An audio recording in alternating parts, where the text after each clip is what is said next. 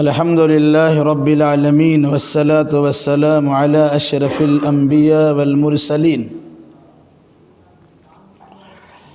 نبينا محمد وعلى آله وأصحابه أجمعين. أعوذ بالله من الشيطان الرجيم. بسم الله الرحمن الرحيم. ألم تر أن الله يعلم ما في السماوات وما في الأرض ما يكون من نجوى ثلاثة إلا هو رابعهم ولا خمسة إلا هو سادسهم ولا أدنى من ذلك ولا أكثر إلا هو معهم أينما كانوا ثم ينبئهم بما عملوا يوم القيامة إن الله بكل شيء عليم.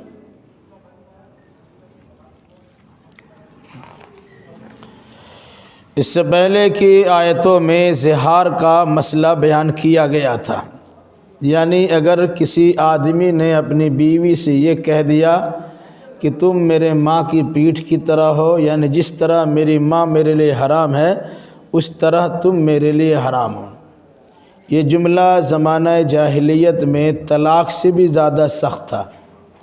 طلاق کے بعد تو انسان رجوع کر لیتا تھا، لیکن زہار کرنے کے بعد رجوع کرنے کا کوئی اختیار نہیں ہوتا تھا.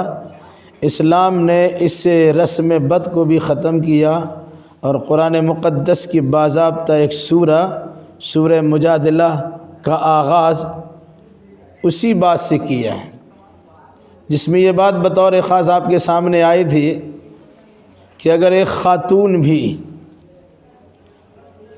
اللہ تبارک و تعالیٰ سے اپنے مشکلات کے حل کے لیے دعا کرتی ہے تو زمین میں پڑا ہوا انسان یا زمین میں بیٹھی ہوئی عورت اگر اللہ سے لو لگاتی ہے تو عرش معلیٰ سے اللہ تبارک و تعالیٰ اس کی ضرورت کو پوری کر دیتا ہے. ایک بات یہ بھی آپ کے سامنے آئی تھی کہ جب تک اللہ کے نبی صلی اللہ علیہ وسلم کے پاس اللہ کی جانب سے کوئی فرمان نہیں آتا تھا تب تک آپ کوئی فیصلہ نہیں سنایا کرتے تھے. پھر یہ بات بھی آپ کے سامنے آئی تھی اگر کسی انسان نے زہار کر لیا تو اس کا کفارہ ہے، یا تو ایک غلام کو آزاد کر دیا جائے ملنے سے پہلے یا پھر 2 مہینے کا مسلسل روزہ رکھ لیا جائے ملنے سے پہلے. اگر یہ 2 کام نہیں کر سکتے ہیں تو پھر 60 مسکین کو کھانا کھلانا ہوگا. پھر اخیر میں یہ بات آئی تھی جو انسان اللہ اس کے رسول کی مخالفت کرتا ہے تو ایسے انسان کو ذلت و خواری کا سامنا کرنا پڑ سکتا ہے. ان سے پہلے یعنی اللہ کے نبی صلی اللہ علیہ وسلم سے پہلے جن لوگوں نے بھی اللہ کی اور اللہ کے رسولوں کی مخالفت کی وہ ذلت و خواری سے بچ نہیں سکے. اس لیے اللہ کے نبی صلی اللہ علیہ وسلم کے زمانے میں یہ بات فرمائی گئی کہ مسلمانوں یا اے غیر مسلموں، اے انسانوں، کوئی انسان اگر اللہ اور اس کے رسول کی مخالفت کرتا ہے تو اللہ تبارک و تعالیٰ کی جانب سے ذلت و خواری سے دوچار ہو سکتا ہے. اس کے بعد کی آیات میں سماجی اعتبار سے کچھ مسئلوں کا تذکرہ کیا گیا ہے جن میں عام طور سے لوگ مستغرق ہے، ڈوبے ہوئے ہیں. اللہ نے ان چیزوں سے بچنے کی تاکید فرمائی ہے اور اپنی موجودگی کا احساس جتایا ہے، احساس دلایا ہے کہ میں ہر جگہ موجود ہوں. یقیناً مگر رکھیے گا کہ اللہ تبارک و تعالیٰ عرش پر ہے، لیکن اپنی طاقت و قوت کے اعتبار سے، اپنی پکڑ اور اپنی بصیرت و بصارت کے اعتبار سے اللہ ہر جگہ ہے. جسمانی اعتبار سے اللہ عرش معلیٰ پہ جلوہ افروز ہے، البتہ طاقت و قوت کے اعتبار سے اللہ تبارک و تعالی ہر جگہ ہے. الم تر ان اللہ یعلم ما فی السماوات وما فی الارض، کیا آپ جانتے نہیں یا کیا آپ نے دیکھا نہیں کہ یقیناً اللہ تبارک و تعالی جانتا ہے ان تمام چیزوں کو جو آسمانوں میں ہو اور ان تمام چیزوں کو جو زمین میں ہو. یعنی آسمان و زمین کی ساری چیزیں اللہ کے دائرہ علم میں ہیں. ایسی کوئی چیز نہیں ہے جو اللہ کے علم سے باہر ہے. مطلب آسمان و زمین کی ساری چیزیں اللہ تبارک و تعالیٰ کی نگاہ میں ہیں. ما یکون من نجوى ثلاثة الا هو رابعهم ولا خمسة الا هو سادسهم ولا ادنى من ذلك ولا اکثر الا هو معهم اینما كانوا.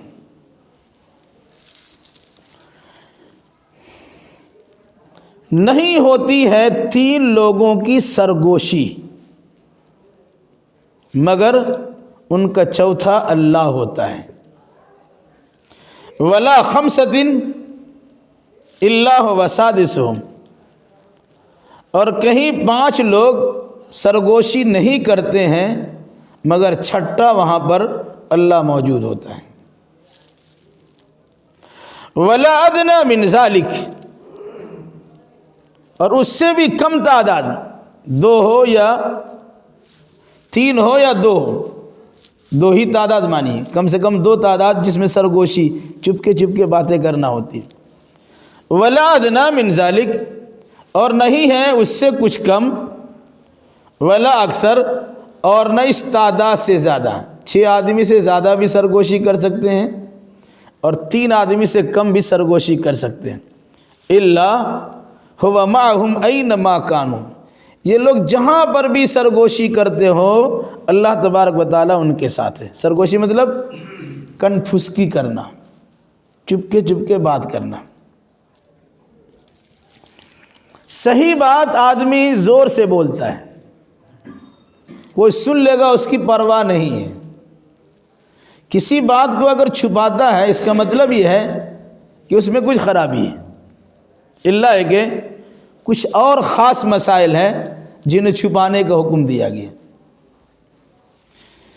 مجلس رسول میں آنے کی کوشش ہوتی تھی تو 3 آدمی اور 4 آدمی گروپ بیٹھ گیا اور کچھ اپنا گفتگو کرتے تھے. جب دوسرے لوگ آ گئے تو خاموشی اختیار کر لی.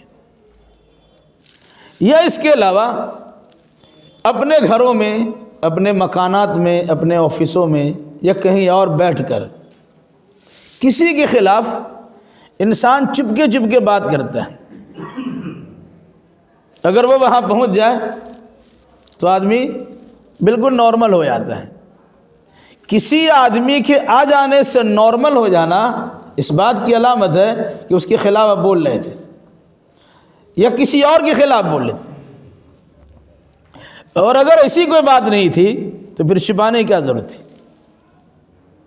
فرمایا کہیں 3 آدمی مل کے سرگوشی کرتے ہو، کہیں 5 آدمی مل کے سرگوشی کرتے ہو. 3 لوگوں نے کیا تو چوتھا وہاں اللہ موجود ہے. 5 لوگوں نے کیا تو چھٹا اللہ موجود ہے. 2 لوگوں نے کیا تو تیسرا اللہ موجود ہے. 6 لوگوں نے سرگوشی کی تو 7واں اللہ موجود ہے.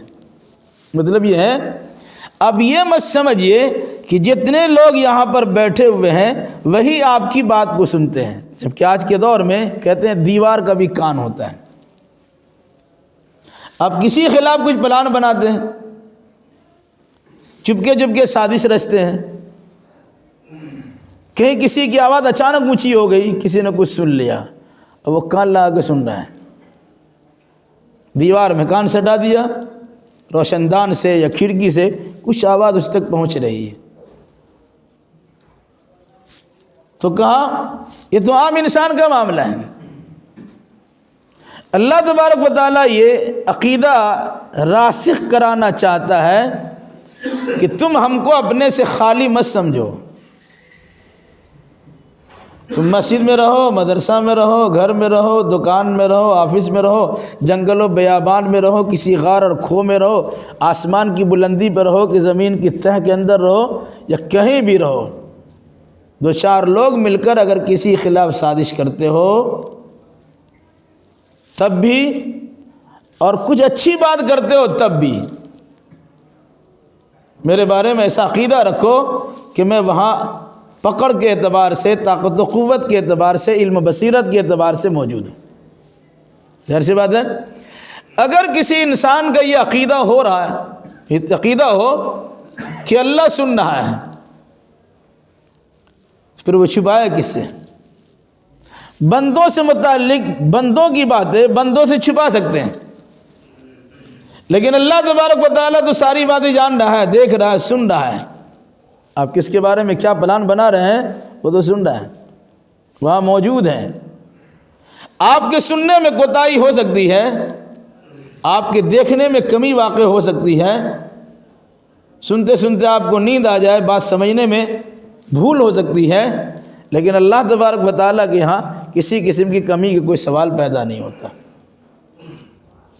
ایک تو اللہ عرش معلیٰ سے پورا دیکھ رہا ہے، اللہ کے کیمرے میں آپ ہیں۔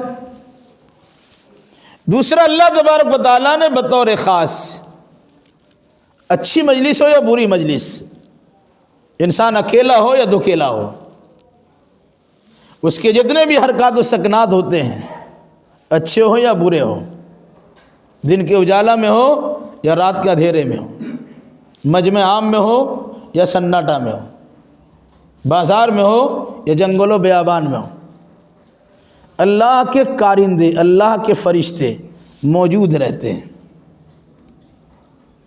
اچھی مجلسوں کی حفاظت کرنے والے تو اور بہت سارے فرشتے ہوتے ہیں، لیکن کم از کم 2 فرشتہ تو آپ کے ساتھ ہمیشہ ہے۔ اذ يتلقى المتلقيان عن اليمين وعن الشمال قعيد ما يلفظ من قول الا لديه رقيب عتيد۔ سورہ قاف میں اس سے پہلے پڑھ چکے ہیں کہ دائیں بائیں 2 فرشتے موجود ہیں، ہماری زبان سے نکلنے والے ہر لفظ کو وہ نوٹ کرتے ہیں، اور ہمارے جسم کے سارے حرکات و سکنات کو وہ باضابطہ فلم تیار کر رہے ہیں۔ ویڈیوگرافی بھی ہو رہی ہے اور آڈیوگرافی بھی ہو رہی ہے، آڈیو ویڈیو دونوں اللہ کے فرشتے تیار کر رہے ہیں۔ تو ایک طرح یہ بھی سمجھایا گیا کہ باضابطہ فرشتے تمہارے ساتھ لگے ہوئے ہیں، وہ تو لکھ ہی رہے ہیں، وہ تیار کر ہی رہے ہیں۔ علاوہ اس کے میرے بارے میں یقین کرو کہ 2 آدمی ہو کہ 3 آدمی ہو کہ 5 آدمی ہو کہ 7 آدمی ہو، جتنے بھی لوگ تم اچھی بات کرتے ہو یا بری بات کرتے ہو، چپکے سے بات کرتے ہو یا زور سے بات کرتے ہو، زور میں تو کوئی دوسرا سن بھی لے گا، لیکن چپکے سے کوئی بات کر رہا ہے، سوچتا ہے کوئی نہیں سنے گا، اللہ تبارک و تعالیٰ سے سن رہا ہے۔ یہ عقیدہ راسخ کرایا گیا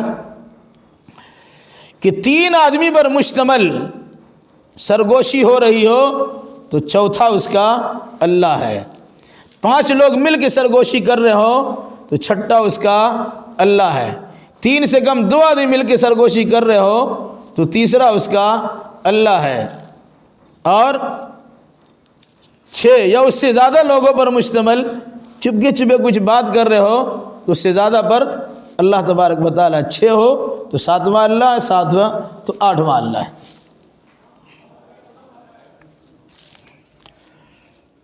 پھر یہ بات بھی فرمائی اینما کانوا، جہاں بھی رہو۔ آدمی دنیا کے پولیس اور خفیہ وبھاگ کے محکمہ سے بچنے کے لیے بہت ساری تدبیریں کر لیتا ہے، لوگ بچ بھی جاتے ہیں، آنکھوں میں دھول جھونک بھی دیتے ہیں یا لے دے کے مسئلہ حل بھی کر لیتے ہیں۔ اللہ تبارک و تعالیٰ کا معاملہ ایسا ہے کہ اللہ سے چھپ کے ہم کہیں جا ہی نہیں سکتے، نہ انسان بھاگ سکتا نہ جنات۔ اس سے پہلے سورہ رحمان میں آ چکی ہے بات، یا معشر الجن والانس ان استطعتم ان تنفذوا من اقطار السماوات والارض فانفذوا لا تنفذون الا بسلطان۔ اے انسان اور جنات، اگر تم آسمان و زمین کے کسی کنارے سے باہر نکل کے بھاگنا چاہو تو بھاگ جاؤ، تم نہیں بھاگ سکتے ہو سوائے طاقت و قوت کے، اور وہ قوت تمہارے پاس نہیں ہے۔ ہندوستان میں کچھ ہوا، پورا لپیٹ سپیٹ کیا اور دوسرے ملک میں چلے گئے، پوری سیٹنگ رہتی ہے۔ یا اللہ تبارک و تعالیٰ کے ملک سے کہاں باہر جائیں گے؟ تو کہا اینما کانوا، تم جہاں کہیں بھی رہو، اپنے گھر میں ہو، اپنی قلعہ کے اندر ہو، پہاڑ کے کھو میں جا کر اس قسم کی باتیں کرو گے تب بھی ہم وہاں موجود رہتے ہیں۔ ثم ينبئهم بما عملوا یوم القیامہ ان اللہ بکل شیء علیم۔ پھر وہ اللہ ان لوگوں کو ان کے عملوں سے متعلق قیامت کے دن خبردار کر دے گا، بتا دے گا۔ فلاں جگہ فلاں کام کیا تھا، آپ کر کے بھول جائیں گے، لیکن اللہ تبارک و تعالیٰ یاد دلائے گا۔ اس سے پہلے بات آ چکی ہے، فَيُنَبِّئُهُم بِمَا عَمِلُوا أَحْصَاهُ اللَّهُ فَنَسُوهُ، گزشتہ درس میں بات آئی تھی۔ اللہ انسان کے ان عملوں کو انہیں خبردار کرے گا جسے اللہ نے گن گن کے رکھا ہے، حالانکہ لوگ بھول چکے اسے۔ تو جو بھی ہمارا عمل ہوگا اللہ تبارک و تعالیٰ اس سے متعلق ہمیں خبردار کرے گا قیامت کے دن۔ کیوں؟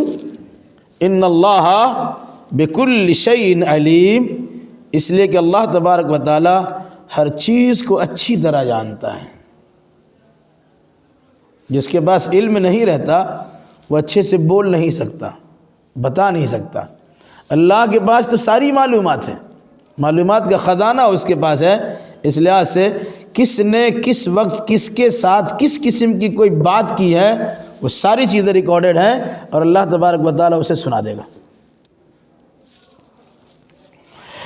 الم تر الی الذین نہوا عن النجوى ثم يعودون لما نہوا عنہ ويتناجون بالإثم والعدوان ومعصية الرسول وإذا جاءوك حيوك بما لم يحيك به الله ويقولون في أنفسهم لولا يؤذبنا الله بما نقول حسبهم جهنم يصلونها وبئس المصير۔ منافقین اور یہودی حضرات چپکے چپکے کچھ بات کیا کرتے تھے، مسلمانوں کا وہاں سے گزر ہوتا تو کچھ دیر کے لیے خاموش ہو جاتے، اور کبھی کبھی خواہ کچھ بات نہیں ہے، مسلمان گزر رہے ہیں، کان سراٹ سا کچھ باتیں کرنا شروع کر دی، حالانکہ کوئی ارادہ نہیں تھا۔ اگر اس کی تفصیل آ رہی ہے، یہ صرف ڈرانا مقصد ہے۔ تو کہا کیا آپ نے دیکھا نہیں ان لوگوں کو جنہیں سرگوشی کرنے سے، چپکے بات یعنی کنفوسی کرنے سے منع کر دیا گیا تھا، پھر بھی ثم یعودون لما نہوا عنہ، پھر وہی حرکت یہ لوگ دہرا رہے ہیں جس سے ان کو منع کیا گیا تھا۔ وَيَتَنَاجَوْنَ بِالْإِثْمِ وَالْعُدْوَانِ وَمَعْصِيَةِ الرَّسُولِ، وہ سرگوشی کس چیز میں کرتے تھے؟ چپکے بات کیوں کرتے تھے؟ گناہ سے متعلق چپکے بات کرتے ہیں۔ والعدوان، سرکشی سے متعلق چپکے بات کرتے ہیں۔ ومعصیت الرسول، اللہ کے رسول کی نافرمانی کرنے کے لیے چپکے بات کرتے تھے، اس سے منع کیا گیا۔ کیا؟ گناہ سے متعلق چپکے بات مت کرو۔ ظاہر سی بات ہے کوئی کھل کے تو بات کرتا نہیں، چپکے کرتا ہے، منع کر دیا گیا۔ کسی کے بارے میں بغاوت کرنا ہے، فلاں کی تو بات ماننا ہی نہیں ہے، اللہ میں بغاوت بلند کر دینا ہے، کیا سرکشی کرنے سے متعلق بھی تم سرگوشی نہ کرنا ہے۔ لوگ کہتے ہیں کہ رسول کی بات مان کے کیا ہوگا، ارے سامنے ہاں میں ہاں ملا دو نا، وہ تو ہماری طرح انسان ہے، ان کا کام سمجھانا، بتانا، بجھانا ہے، بتانا دو، ہم کو تو وہی کرنا جو کریں گے۔ اس طرح کی لوگ باتیں کرتے تھے، خاص طور منافقین حضرات۔ جن کا ایمان پکا ہوتا وہ ایسا کر ہی نہیں سکتے، جن کے ایمان میں کچا پن ہے، جو ایمان پختہ نہیں تھے، وہ اس قسم کی حرکتیں کرتے تھے۔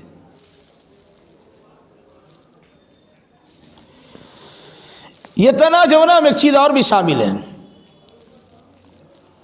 بظاہر آپ دیکھیے گا اس کے پاس کوئی آدمی نہیں ہے، ٹھیک ہے، لیکن سرگوشی کبھی گروپ میں کرتے لوگ، موبائل چلا دیا پورا گروپ میں بات ہو رہی ہے، دوسرے لوگ نہیں سنیں، یہ ہمارا گروپ کے لوگ ہی سنیں گے، نہیں تو کم از کم 2 آدمی تو گفتگو کر ہی رہا ہے، وہ گھر میں ہے، لحاف کے اندر ہے، ماں باپ سمجھ رہے ہیں، بھائی بہن سمجھ رہی ہے کہ سو گیا، لیکن آپ کے گھر میں رہتے ہوئے وہ کہیں اور پہنچا ہوا ہے، وہ بھی سرگوشی ہے، اور اکثر و بیشتر یہ سرگوشی گناہی کی ہوتی ہے۔ دین کی بات جب انسان کرتا ہے تو زور سے بولتا ہے، سب سن لے گا، لیکن جہاں آہستہ سے کچھ کیا تو بہت ساری چیزیں ہوتی ہیں جسے کھول کے بتانے کی ضرورت نہیں، آپ سمجھ سکتے ہیں۔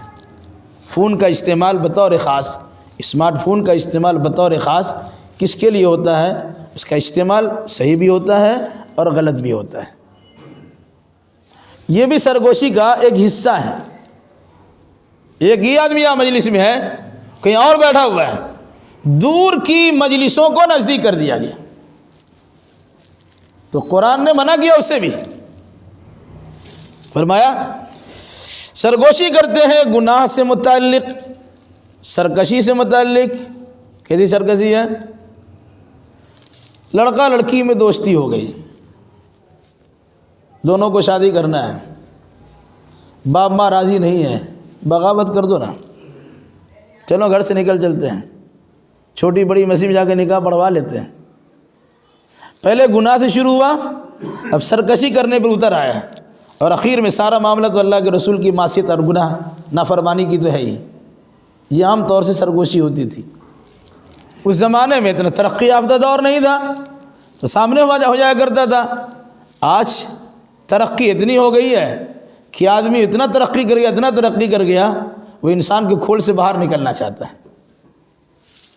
بہرحال فرمایا یہ لوگ سرکشی کرتے ہیں گناہ سے متعلق، گناہ کے بارے میں سرگوشی کرتے ہیں، سرکشی کرنے کے بارے میں، اور سرگوشی کرتے ہیں، چپکے چپکے بات کرتے ہیں اللہ کے رسول کی نافرمانی کے بارے میں۔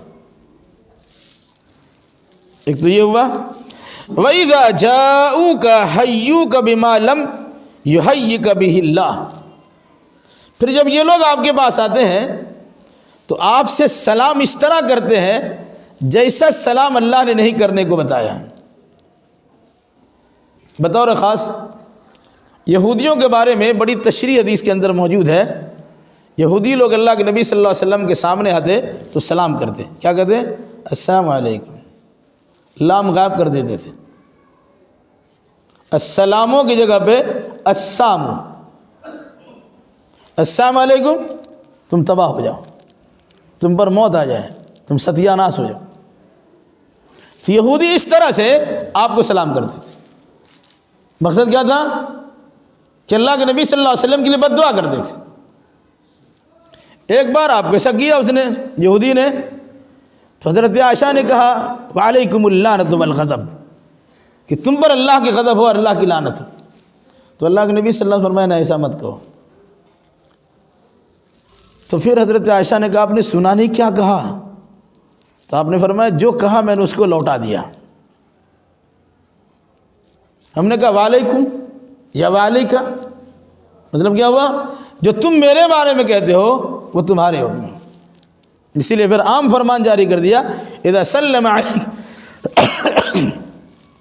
سلم علیکم الیہود والنصارى فقولوا وعلیکم، جب یہود و نصارہ تمہیں سلام کریں تو وعلیکم کہہ کے خاموش ہو جاؤ۔ پوری تشریح کے ساتھ وعلیکم السلام ورحمۃ اللہ وبرکاتہ سب کہنے کی ضرورت نہیں ہے، کہو وعلیکم۔ اس کے دل میں کیا اس نے دعا دیا ہے کہ بد دعا دی ہے وہ سمجھے، تو وعلیکم کو سے کہنے سے تمہارا کام ہو گیا۔ اگر وہ سلام ہی کیا تو ان کو سلام پہنچ جائے گا، اور اگر سام کیا ہے، موت کی دعا کی ہے، اس کو موت مل جائے گی۔ کیا فرمایا؟ وَإِذَا جَاءُوكَ حَيُّوكَ بِمَا لَمْ يُحَيِّكَ بِهِ اللَّهُ، جب یہ لوگ آپ کے پاس آتے ہیں تو مبارکبادی کے جملے سلام کے لیے ان جملوں کو استعمال کرتے ہیں یا ان لفظوں کو استعمال کرتے ہیں جس لفظ کے ساتھ اللہ نے آپ کو سلام نہیں سکھایا ہے۔ آج بہت سارے لوگ سلام کرتے ہیں السلام علیکم، اس کا نام اکثر غائب ہو جاتا ہے۔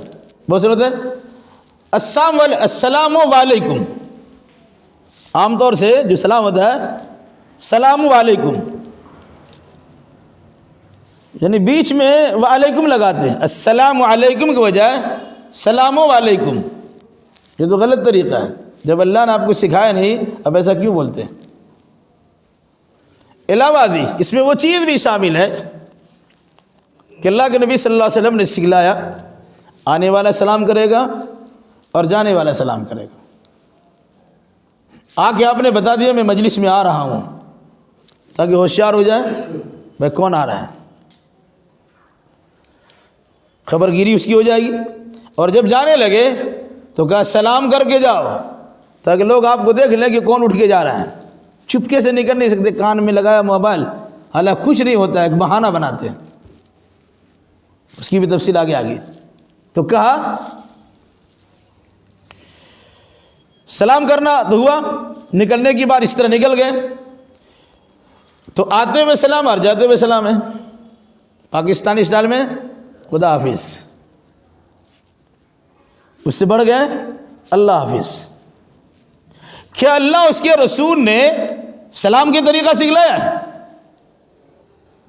جانے وقت میں سلام کرنے کا حکم ہے، آپ نے اللہ حافظ خدا حافظ کہہ دیا تو اللہ کے رسول کے سکھائے ہوئے طریقہ السلام علیکم کی مخالفت کیا کہ نہیں کیا؟ یا اس کے بعد اپنے بچوں کو ٹاٹا باٹا سکھاتے ہیں، آپ یہ سکھاتے ہیں، سمجھتے کمال ہو گیا میرا بچہ سلام بھی کرتا ہے۔ یہ سکھایا کیوں آپ نے؟ یہ لایا کہاں سے؟ زبان سے جملہ بول سکتے ہیں تو بول الحمدللہ، نہیں بول سکتے ہیں تو یہ سب سکھانے کی ضرورت ہی نہیں ہے، اور جب بول سکتے ہیں تو سلام ہی سکھلائیے۔ بہت سے الفاظ تو سکھا ہی دیتے ہیں، السلام نہیں سکھا سکتے۔ تو کہا یہ لوگ یعنی یہودی لوگ آپ کو سلام ان الفاظ سے کرتے ہیں جن الفاظ سے اللہ نے آپ کو سلام نہیں کیا، اور جن الفاظ سے سلام کرنے کا طریقہ آپ کو سکھایا نہیں ہے۔ اب اگر کوئی انسان السلام علیکم کے علاوہ سلامتی کے دعا کے طور پر ملاقات کے وقت میں اور جانے کے وقت میں کوئی دوسرا جملہ بولتا ہے تو قرآن مقدس کی آیت کی وہ خلاف ورزی کرتا ہے۔ وَيَقُولُونَ فِي أَنفُسِهِمْ لَوْلَا يُعَذِّبُنَا اللَّهُ بِمَا نَقُولُ۔ پھر یہودی اور منافق آپس میں اپنے آپ کو صحیح سمجھتے تھے یا صحیح سمجھاتے تھے لوگوں کو، جو لوگ ان کے فیور میں نہیں ہوتے تو ان کو سمجھاتے، اچھا بتاؤ یہ تو اللہ کے رسول ہیں اور اللہ تعالیٰ بڑا اختیار رکھتا ہے، پاورفل ہے، ہم تو ان کی شان میں گستاخی کیا، ان کو برا بھلا کہہ دیا، ان کو سلام کی جگہ سام کہہ دیا۔ اگر ایسا کرنا غلط ہوتا تو اللہ تو ہم کو عذاب سے دوچار کر دیتا۔ اس کا مطلب ہے اللہ عذاب نہیں دے رہا ہے، یہ اسی کا مستحق ہے، نعوذ باللہ۔ اس طرح کیا کہ لوگ اللہ کے نبی صلی اللہ علیہ وسلم کی مجلس سے، آپ کی صحبت سے دور کراتے تھے۔ کیا کہا؟ وَيَقُولُونَ فِي أَنفُسِهِمْ لَوْلَا يُعَذِّبُنَا اللَّهُ بِمَا نَقُولُ، یہ آپس میں کہتے تھے یا کم از کم اپنے جی میں کہتے تھے کہ اللہ ہمیں ہماری بات پر عذاب کیوں نہیں دیتا۔ یہ مقصد ہوتا تھا اپنے علاوہ دوسروں کو سمجھانے کے لیے کہ دیکھو ہم نے ان کے خلاف بولا ہے، وہ اس کا مستحق ہے، اگر ایسا نہیں ہوتا اور ہم غلط بولے ہوتے تو اللہ ہم کو فوراً عذاب دے دیتا۔ آج بھی بہت سارے لوگ ہیں الٹی سیدھی باتیں کرتے ہیں، ان کے منہ پر ہم بول سکتے ہیں۔ جس کا یہ مزاج ہو ویل لکل ہمزۃ لمزہ، اس کی تفسیر پڑھ لے۔ ہر سامنے برائی بیان کرنے والے اور پیٹھ پیچھے برائی بیان کرنے والے دونوں کے لیے ویل اور جہنم کا گڈھا ہے۔ یہ کمال نہیں ہے کسی کے مدمت کے سامنے بیان کر دیا، رحمت کے سامنے بھی کہہ سکتے، یہ کوئی کمال کی بات نہیں ہے۔ تو یہ لوگ اللہ کے نبی صلی اللہ علیہ وسلم کے بارے میں سرگوشی بھی کرتے تھے، مسلمان کے بارے میں پلان بھی تیار کرتے تھے، اور پھر اس کے بعد بہت ساری الٹی سیدھی باتیں بھی کرتے تھے، اور لوگ ان سے قریب ہونے چاہتے، ان کو سمجھاتے کہ دیکھو ہم ان کی مخالفت کر رہے ہیں نا جی، اگر کچھ ہوتا پھر اللہ ہماری پکڑ کر لیتا ہے، اللہ گرفت ہم چلے جاتے ہیں، نہیں یار اس کا مطلب ہے وہ اسی کے لائق ہے۔ کون لوگ بولتے تھے؟ یا تو منافقین بولتے تھے یا یہودی بولتے تھے۔ ذہنیت صاف کیجئے اور آرام سے رہیے اور لوگوں کو آرام سے رہنے دیجئے۔ اب اگر دنیا میں سے منافقین کو عذاب نہیں ملا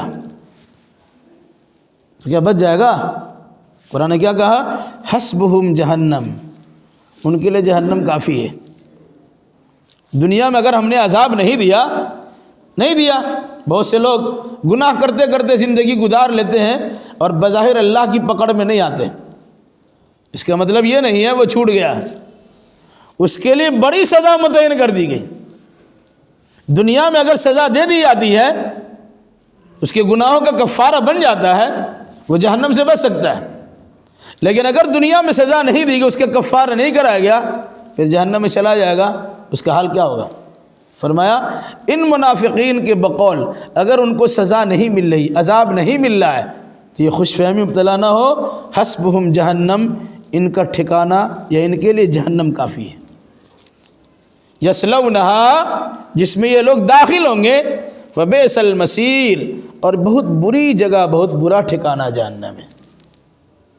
اس لیے اگر کوئی انسان منافقت کی بات کرتا ہے اور نفاق کی شکل اختیار کرتا ہے، وہ انسان اپنے آپ کو محتاط بنا لے کہ انسان کی پکڑ سے بچ سکتے ہیں، اللہ تبارک و تعالیٰ کے پکڑ سے بچ نہیں سکتے۔ دنیا میں اگر آپ دندناتے پھرتے ہیں، اس کا یہ مطلب ہرگز نہیں ہے کہ اللہ نے آپ کو چھوڑ دیا۔ ایسا ہو سکتا ہے اللہ نے آپ کی رسی ڈھیل دے دی ہے، چلو آخر وقت تک کر لو، اس کا انجام تو خطرناک تم کو ہونا ہی ہونا ہے۔ یا ایھا الذین آمنوا اذا تناجیتم فلا تتناجوا بالاثم والعدوان ومعصیۃ الرسول وتناجوا بالبر والتقوى واتقوا اللہ الذی الیہ تحشرون۔ سرگوشی کرنا، چپکے چپکے باتیں کرنا پورے طور سے منع نہیں ہے۔ صحیح بات اگر کوئی انسان کرتا ہے وہ کر سکتا ہے، لیکن اس کا اصول بھی ہے۔ حدیث کے مطابق اگر کوئی 3 آدمی بیٹھا ہوا ہو تو ایک آدمی کو چھوڑ کے 2 آدمی الگ سے بات نہ کرے۔ کیوں؟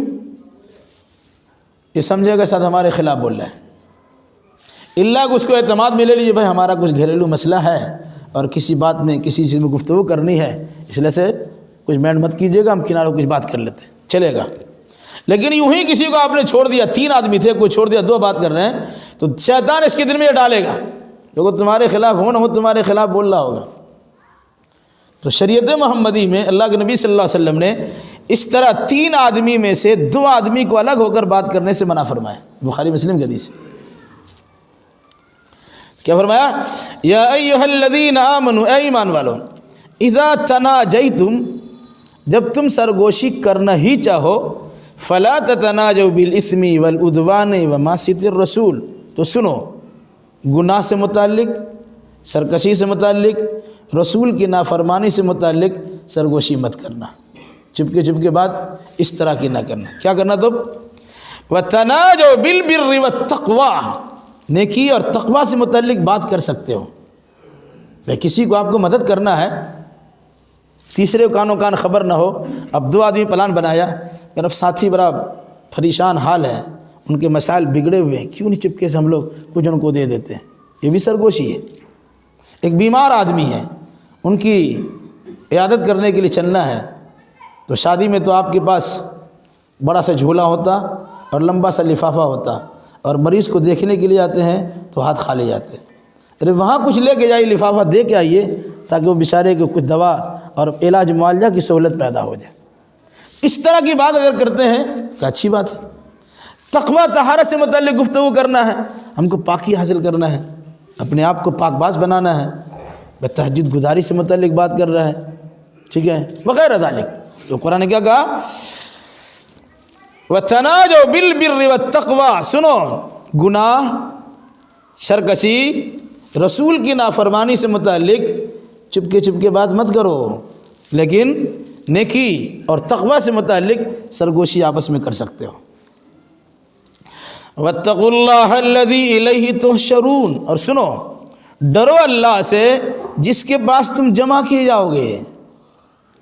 یہ کہہ کہ اللہ نے متنبع کیا ہے کہ لوگوں سے تم کہہ سکتے ہو ہم لوگ کچھ خاص بات تھی، کسی کو مدد کرنا تھا، ہم اس کا راز فاش کرنا نہیں چاہ رہے تھے، اس لحاظ سے اسے گفتگو کر رہے تھے، حالانکہ ایسی کوئی بات نہیں تھی، وہ کسی کے خلاف بول رہا تھا کہ ڈرو اللہ سے۔ ادھر تو سمجھا دیا لیکن اللہ کو نہیں سمجھا سکو گے، تو اگر چپکے چپکے تم کو بات کرنی ہو تو نیکی کے لیے، تقوی و طہارت کے لیے، پاک بازی کے لیے، اچھائی کے لیے کر سکتے ہو، لیکن وہاں بھی تم کو اللہ سے ڈرنا ہے۔ واتقوا اللہ الذی الیہ تحشرون، اللہ سے ڈرو جس کے پاس تم جمع کی جاؤ گے۔ انما النجوى من الشیطان لیحزن الذین آمنوا وليس بضارهم شيئا الا باذن اللہ وعلی اللہ فلیتوکل المؤمنون۔ سرکشی یعنی سرگوشی، چپکی چپکے بات اور کنفوس کی کیا ہوتا ہے؟ یہ شیطان کی طرف سے ہوتا ہے۔ سیدھا سیدھی بات قرآن نے کہہ دیا، بقدر ضرورت کبھی کبھی سرگوشی کی جا سکتی ہے، لیکن عام طور سے جو چپکے چپکے بات ہوتی ہے وہ شیطانی عمل ہوتا ہے۔ یقیناً سرگوشی، چپکے چپکے باتیں کرنا یہ شیطان کی طرف سے ہوتا ہے۔ کیوں؟ لیحزن الذین آمنوا، تاکہ اس کے ذریعے سے اہل ایمان کو رنجیدہ کرے، غم پہنچا دے۔ لوگ کرتے کیا تھے؟ ایک مسلمان گزر رہا ہے، دو آدمی چپکے سے بات کر رہا ہے، اس کی طرف دیکھے، دیکھو دیکھو دیکھو، حالانکہ وہ اپنی بات کر رہا ہے لیکن ان کو تکلیف پہنچانے کے لیے اس کو دیکھ لیا۔ اب اس کے دل میں بات آئے گی وہ میرے خلاف ہی بول رہا ہوگا۔ کبھی اس طرح بھی ڈرایا جاتا ہے، جیسے جادو کرنے والے بہت سارے لوگ جادو تو کرتے اڑتے نہیں ہیں، لیکن ڈراتے کیا ہے؟ اس کے دروازے پر سرسوں چھیٹ دیا، جادو ہو رہا ہے، اس کے دروازے پر پانی چھیٹ دیا۔ وہ جادو کرنے کا ارادہ بھی نہیں، لیکن آپ کو نفسیاتی مریض بنا دے رہا ہے۔ کچھ پھینک دیا آپ کے گھر میں، کالا کار پھینک دیا، کچھ دھاگا بھیج دیا، کچھ مرچا بھیج دیا، کچھ لیمو پھینک دیا، اب ڈر جائے گا، حالانکہ کچھ نہیں کیا ہے۔ اور کبھی کبھی انسان ایسا کرتا بھی ہے، تو کیا ہو کہ نہ کیا ہو، قرآن کی بات سنیے کیا کہتا ہے۔ یہ سرگوشی در حقیقت شیطان کی طرف سے ہے، لیحزن الذین آمنوا، تاکہ ایمان والوں کو تکلیف پہنچا دے۔ یہ منافقین کا اور یہودیوں کا شیوہ تھا کہ نفسیاتی طور سے مسلمانوں کو تکلیف پہنچا دے، یا تو بول کر یا یوں ہی۔ قرآن نے اتنا زبردست عقیدہ دیا ہے، کاش کہ اس کے مطابق عقیدہ ہو جائے تو پھر کسی میں غم ہی نہیں رہے گا۔ کیا فرمایا؟ وَلَيْسَ بِضَارِّهِمْ شَيْئًا إِلَّا بِإِذْنِ اللَّهِ، یہ ان لوگوں کو کچھ بھی نقصان نہیں پہنچا سکتے اللہ کی مشیت اور اللہ کی اجازت کے بغیر۔ کوئی انسان سرگوشی کرتا ہو وہ نقصان نہیں پہنچا سکتا، کوئی انسان جادو ٹونا کرتا ہو وہ نقصان نہیں پہنچا سکتا، کوئی انسان نظر بد لگا رہا ہو نقصان نہیں پہنچا سکتا، کوئی انسان کسی خلاف پلان تیار کر رہا ہے نقصان نہیں پہنچا سکتا۔ وہ حدیث بھی یاد رکھیے، علم جان لو کہ آسمان و زمین کی ساری چیزیں مل کر انسان کو نفع پہنچانا چاہے تو اتنا ہی نفع پہنچا سکتے ہیں جتنا اللہ نے لکھ دیا ہے، اور سب مل کر انسان جنات سب مل کر نقصان پہنچانا چاہے تو اتنا ہی نقصان پہنچا سکیں جتنا اللہ نے لکھ دیا ہے۔ تقدیر کے قلم لکھ کر کے قلم بند ہو گیا اور لکھی ہوئی چیز خشک ہو گئی، یعنی مٹنے والی نہیں ہے، وہ تو اللہ لکھ چکا ہے۔ اللہ نے کیا کہا کہ یہ لوگ سرگوشی کر کے، چپکے چپکے پلان تیار کر کے، سازشی ذہنیت کے ساتھ جو کچھ حرکتیں کرتے ہیں، بے فکر رہیے، اگر اللہ کی مشیت نہیں ہوئی تو آپ کا کچھ بگاڑ نہیں سکیں گے۔ یہ اللہ پہ توکل۔ وَعَلَى اللَّهِ فَلْيَتَوَكَّلِ الْمُؤْمِنُونَ، اللہ ہی پر مومنوں کو بھروسہ کرنا چاہیے۔ بتانے کا مقصد یہی ہے کہ آپ کے خلاف جتنی بھی کارروائیاں کر لے، اگر اللہ تبارک و تعالیٰ رسوا اور ذلیل آپ کو نہیں کرنا چاہے گا، لوگ کچھ نہیں کر سکیں گے۔ اور اگر اللہ تبارک و تعالیٰ ہی نے آپ کو ذلیل کر دیا تو دنیا کے سارے لوگ مل کے آپ کو عزت کے بلندی تک پہنچانا چاہے نہیں پہنچا سکتے۔ اس لیے آدمی اپنا معاملہ صحیح رکھے اور اللہ تبارک و تعالیٰ پہ خاص توکل کرے، اور یہ سوچے کہ نفع نقصان اللہ کے سوا ہمیں کوئی نہیں پہنچا سکتا ہے. اگر نقصان پہنچا ہے اس میں ہماری کوتاہی ضرور ہوگی.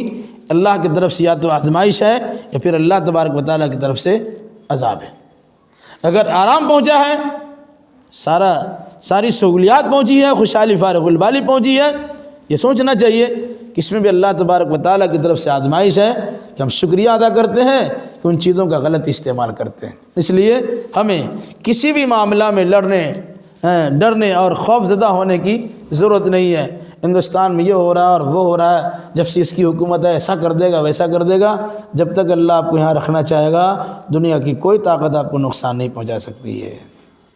کساد بازاری ہو، بحران کیفیت ہو، مندہ بازار ہو جائے، تکلیف ہو رہی ہے، ناطقہ بند ہو رہا ہے، کورونا ہے، اومیکرون ہے یا اور کیا کیا ہے، یہ سب پلان وہاں سے ہیں.